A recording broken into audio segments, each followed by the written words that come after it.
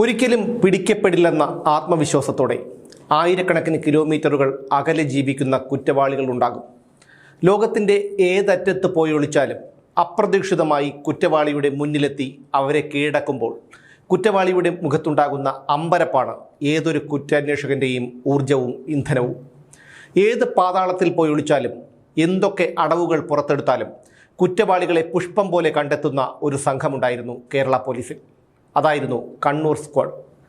Kashmir recruitment case വിവാദമായപ്പോഴാണ് കണ്ണൂരിലെ സമർത്ഥരായ പോലീസുകാരെ ചേർത്ത് 2007 അന്നത്തെ കണ്ണൂർ SP ആയിരുന്ന S. ശ്രീജിത്ത് കണ്ണൂർ സ്ക്വാഡ് രൂപീകരിക്കുന്നത്.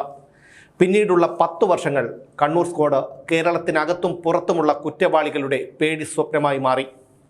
സംഘത്തിൻ്റെ തലവൻ ASI ബേബി ജോർജ്, മറ്റുള്ളവർ ASI Mathew George, senior civil police ഓഫീസർമാരായ Rafi Ahmed, P. Vinod Kumar, K. Manoj Kumar, CK Rajasekharan, Rajeef കറിയ, C. സുനിൽകുമാർ, K. ജയരാജൻ എന്നിവർ. 2010 കണ്ണൂർ സ്ക്വാഡ് തങ്ങളുടെ ജീവൻ പണയം വെച്ച ഒരു ഓപ്പറേഷൻ നടത്തി. അക്കാലത്ത് കൂത്തുപറമ്പിൽ നിന്ന് ഒരു ലോറി മോഷണം പോയി. ആ സമയത്ത് വാഹന മോഷണ കേസുകൾ വല്ലാതെ കൂടിയിരുന്ന ഒരു സമയമായിരുന്നു. ഈ കേസിൻ്റെ അന്വേഷണം കണ്ണൂർ സ്ക്വാഡ് ഏറ്റെടുത്തു. അന്വേഷണം ഏറ്റെടുത്ത കണ്ണൂർ സ്ക്വാഡ് ആദ്യം ചെയ്തത് കുപ്രസിദ്ധ വാഹന മോഷ്ടാക്കളെ ചോദ്യം ചെയ്യുകയായിരുന്നു. അവരുടെയൊക്കെ മൊബൈൽ നമ്പറുകൾ പരിശോധിച്ചു. പക്ഷേ ഫലമുണ്ടായില്ല. അങ്ങനെ അന്വേഷണം നടന്നുകൊണ്ടിരിക്കുന്നതിനിടയിലാണ് മക്കാപ്പി എന്നൊരു വാഹന മോഷ്ടാവിൻ്റെ മൊബൈൽ നമ്പർ പരിശോധിക്കുന്നത്. ലോറി മോഷണം പോയ ദിവസം മക്കാപ്പിയുടെ ഫോൺ ഓഫായിരുന്നു. പിന്നീടത് ഓണായത് തമിഴ്നാട്ടിൽ വെച്ചായിരുന്നു, അതും കുറച്ചു ദിവസങ്ങൾക്കു ശേഷം. മക്കാപ്പി തമിഴ്നാട്ടിൽ എന്തിനു പോയി എന്നുള്ളതായിരുന്നു അന്വേഷണ സംഘത്തിൻ്റെ സംശയം. പിന്നീട് താമസമുണ്ടായില്ല. മക്കാപ്പിയെ കണ്ണൂർ സ്ക്വാഡ് പൊക്കി ചോദ്യം ചെയ്തു. ആ ചോദ്യം ചെയ്യലിൽ ലോറി മോഷ്ടിച്ചത് താനാണെന്ന് മക്കാപ്പി സമ്മതിച്ചു. പക്ഷേ മോഷ്ടിച്ച ലോറി കോഴിക്കോടുള്ള റസാഖ് എന്നൊരാളിന് കൊടുത്തു. അങ്ങനെ കണ്ണൂർ സ്ക്വാഡ് റസാഖിനെ അന്വേഷിച്ചിറങ്ങി. അപ്പോൾ അവർക്കൊരു കാര്യം മനസ്സിലായി. റസാഖിനെ പിടികൂടുന്നത് അത്ര എളുപ്പമുള്ള കാര്യമല്ല. പക്ഷേ കണ്ണൂർ സ്ക്വാഡ് വിടാൻ തയ്യാറായിരുന്നില്ല. അവർ റസാഖിൻ്റെ ടവർ ലൊക്കേഷനുകൾ പരിശോധിച്ചു. അയാൾ എവിടെയൊക്കെയാണ് പോകുന്നത് എന്ന് രഹസ്യമായി നിരീക്ഷിച്ചു. ഒടുവിൽ റസാഖിനെയും പൊക്കി. പക്ഷേ അപ്പോഴേക്കും ലോറി കൈമറിഞ്ഞിരുന്നു. ലോറി കോയമ്പത്തൂരിലെ ഇടപാടുകാർക്ക് കൊടുത്തു. ഇങ്ങനെയായിരുന്നു റസാഖിൻ്റെ മറുപടി. അങ്ങനെ ലോറി കണ്ടെത്തുന്നതിനായി സംഘം റസാഖുമായി കോയമ്പത്തൂരിലേക്ക് പോയി. തങ്ങൾക്ക് പരിചയമില്ലാത്തവരുമായി അല്ലെങ്കിൽ തങ്ങളുടെ ഇടപാടുകാരല്ലാത്തവരുമായി കോയമ്പത്തൂർ ടീം ഒരിക്കലും അടുക്കില്ല. പരിചയമില്ലാത്തവരുമായി ഫോണിൽ സംസാരിക്കില്ല. ഒരു നമ്പർ സ്ഥിരമായി ഉപയോഗിക്കില്ല. അവർക്ക് സ്ഥിരം താവളങ്ങളുമില്ല. പിന്നെങ്ങനെ കോയമ്പത്തൂർ സംഘത്തെ കണ്ടെത്തും? ഇതെല്ലാം കണ്ണൂർ സ്ക്വാഡിനെ വല്ലാത്ത ആശയക്കുഴപ്പത്തിലാക്കി. അങ്ങനെ റസാഖിനെ അവസാനം വിളിച്ച നമ്പറിലേക്ക് അയാളെ കൊണ്ട് തിരിച്ചു വിളിപ്പിച്ചു. ഒരു ലോറി കൂടി വിൽക്കാനുണ്ടെന്ന് പോലീസിൻ്റെ നിർദ്ദേശപ്രകാരം റസാഖ് കോയമ്പത്തൂർ സംഘത്തോട് പറഞ്ഞു. ലോറി കൈമാറുന്നതിനായി സ്ഥലവും സമയവും ഒക്കെ തീരുമാനിച്ചു. അന്വേഷണ സംഘം കോയമ്പത്തൂരിലെ ഒരു ലോഡ്ജിൽ മുറിയെടുത്തു. റസാഖും സംഘത്തലവൻ ബേബി ജോർജും ജയരാജുമായിരുന്നു മുറിയിൽ. മറ്റുള്ളവരെല്ലാം ലോഡ്ജിൻ്റെ താഴെ പലയിടങ്ങളിലായി കാത്തുനിന്നു. രാവിലെ 10:30 എത്താമെന്നായിരുന്നു കോയമ്പത്തൂർ സംഘം റസാഖിനോട് പറഞ്ഞിരുന്നത്. എന്നാൽ ഉച്ചയായിട്ടും ആരും എത്തിയില്ല. ഇടയ്ക്ക് റസാഖ് അങ്ങോട്ട് വിളിച്ചു. തങ്ങൾ അടുത്തു തന്നെയുണ്ടെന്നും ഉടൻ തന്നെ എത്തുമെന്നുമായിരുന്നു കോയമ്പത്തൂർ സംഘത്തിൻ്റെ മറുപടി. കുറച്ചു കഴിഞ്ഞപ്പോൾ കോയമ്പത്തൂർ സംഘത്തിലെ ഒരാൾ റസാഖും ബേബി ജോർജും താമസിക്കുന്ന ലോഡ്ജിലെ മുറിയിലേക്ക് വന്നു. അയാൾ അകത്ത് കടന്നയുടനെ ബേബി ജോർജ് തോക്ക് പുറത്തെടുത്തിട്ട് അയാളോട് മുറിയുടെ മൂലയ്ക്കിരിക്കാൻ പറഞ്ഞു. ജയരാജ് മുറിക്ക് പുറത്തിറങ്ങി. അവിടെ മുറിയുടെ ഇടനാഴിയിൽ നല്ല കായിക ശേഷിയുള്ള 2 പേർ നിൽക്കുന്നുണ്ടായിരുന്നു. അതിലൊരാളെ ജയരാജ് മിന്നൽ വേഗത്തിൽ വലിച്ച് മുറിക്കകത്തേക്കിട്ടു. അപകടം നടത്ത മറ്റേയാൾ പുറത്തേക്കോടി. താഴെ കാത്തുനിന്ന പോലീസുകാർ അയാളുടെ പിന്നാലെ പാഞ്ഞു. ഈ സമയത്ത് ലോഡ്ജ് മുറിക്കുള്ളിൽ മറ്റൊരു സംഭവം നടക്കുകയായിരുന്നു.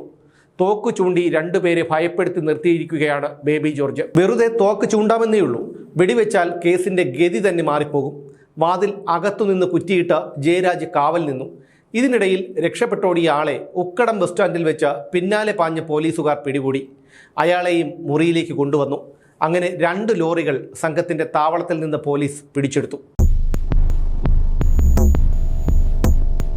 കണ്ണൂർ സ്ക്വാഡിൻ്റെ 10 വർഷത്തെ ചരിത്രത്തിൽ ഏറ്റവും വെല്ലുവിളി നിറഞ്ഞ ഒരു അന്വേഷണമായിരുന്നു സലാം ഹാജി കൊലക്കേസ്. 2013 ഓഗസ്റ്റ് 4-നാണ് പ്രമുഖ പ്രവാസി വ്യവസായി സലാം ഹാജി എന്ന 58-കാരൻ തൃക്കരിപ്പൂരിലെ വീട്ടിൽ വെച്ച് കൊല്ലപ്പെടുന്നത്.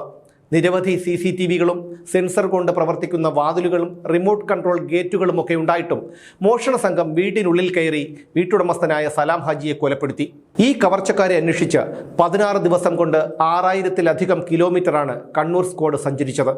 വീട്ടിൽ അതിക്രമിച്ചു കയറിയ കവർച്ചാ സംഘം ആദ്യം സലാം ഹാജിയെയും ഭാര്യയെയും മക്കളെയും കെട്ടിയിട്ട ശേഷം ഭീഷണിപ്പെടുത്തി സ്വർണ്ണാഭരണങ്ങളൊക്കെ ഊരി വാങ്ങി. അതിനുശേഷമാണ് സലാം ഹാജിയെ കുത്തിക്കൊലപ്പെടുത്തുന്നത്. കവർച്ചയ്ക്കും കൊലപാതകത്തിനും ശേഷം കവർച്ചക്കാർ CCTV നശിപ്പിച്ചിരുന്നു. അതുകൊണ്ട് തന്നെ കവർച്ചക്കാരെ തിരിച്ചറിയാനുള്ള ഒരു സൂചനകളും പോലീസിന് കിട്ടിയില്ല. കേസിൽ പിന്നീട് നിർണായക തെളിവായത് പ്രതികളിൽ ഒരാൾ ധരിച്ചിരുന്ന കയ്യുറയാണ്. സംഭവ സ്ഥലത്ത് ഉപേക്ഷിക്കപ്പെട്ട നിലയിലാണ് ഈ കയ്യുറ കണ്ടെത്തിയത്.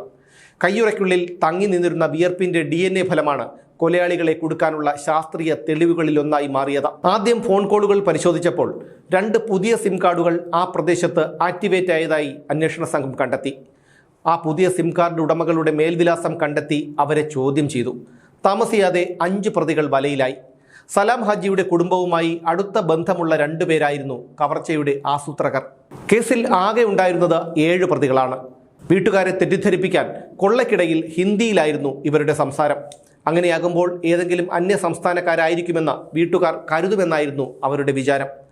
5 പ്രതികളെ പിടിച്ചെങ്കിലും 2 പേരെ കിട്ടിയില്ല.